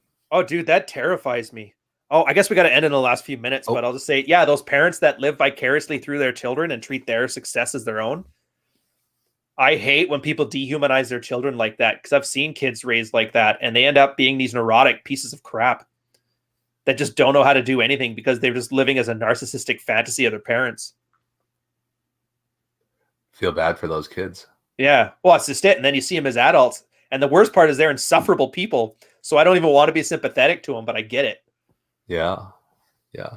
So what, you got to 800 and nobody would pay you more? Is that? Well, that was at that point, like, client list was full. So at 700, so I threw it at 800 and nobody was signing on, but I didn't make any marketing pushes. So I'm like, that's perfect. And then I changed the rate. So, okay, so how much would it take me? I'm doing my full workload. What would it cost for me to say, okay, I'll take on extra and give up some like personal time? And that's kind of where I price it now. Nice. Are you flying after this? I'm actually, my flight just got canceled, but I got another one at 3. So I'm got to quickly go pack. Wait, your flight got canceled and you have another one they rescheduled you automatically? Do you have the whole TSA, the Canadian TSA thing? No, dude, I leave my shoes on through the airport and everything. Do you get treated like a common cattle person? No. Well, I used to. Funny story. I always got the extra screening procedures, like 90% of flights I went on. And my buddy used to laugh at me because he's like white and blonde. He's like, hey, I guess they got the brown guy again. I'm like, fuck off. But now I'm so good at it. Like I bring a duffel. Everything is carry on. I know exactly what you are supposed to have, what you're not. So my goal on every flight is the time it would take me to walk from the gate to the gate is the time. Like that's the goal. And for most of the time, I'm so good with security that it goes in just as much. The States, I cannot stand. You guys make it a horrible process and then you do it on purpose. And I don't understand why. You guys are doing it wrong. The way to do it in the States is get global entry. That gets you your TSA pre-check. That's a 5-minute through and through, 10 minutes on the customs side, hit up a lounge, go spend an hour drinking, get on your flight. Yeah, Easy. and then like how much does all that cost? It's like a $500 per year thing or something, isn't it? Basically pay to play. Global entry, $100 every 5 years. Oh, really? Yeah. Dude, I got to get into that. That and the Nexus card, that's the two things I haven't done yet. Global entry is the bomb. I think global entry is better than Nexus, but global entry is fantastic. And then the lounge access is just from like a high-end credit card or something like that. Yeah, well, I do the lounge access if and when I get a chance for most airports, especially if I take a first-class flight. It comes complimentary, so. Yeah, exactly. It's the way to go. Best way to go. 100% the way to go. That's why I love guys flexing about first class. It reminds me of you were saying before about guys who've never had money flexing about how they have money. Yeah, I'm flying first class. And I remember one guy really started flexing it on me and I just got annoyed. So I sent like 7 photos of different flights, me taking first class. I'm like, it's not a flex. Like, I'm not that big a deal. Domestic first class is crap anyway. It's yeah. not what we're talking about, if you want to flex, do a private jet maybe. Yeah, private jets are wildly expensive. All right. But yeah, I guess I got to let it go. I don't want to step on the Rule Zero group. I can't remember whose channel it is on. I think it might be Rolo's. But guys, check those out. And if I don't see you in a week, then you know something went wrong. But hey, thanks for sticking around. Yeah, have a good flight. Have a good trip. All right. Later, boys. And we're off in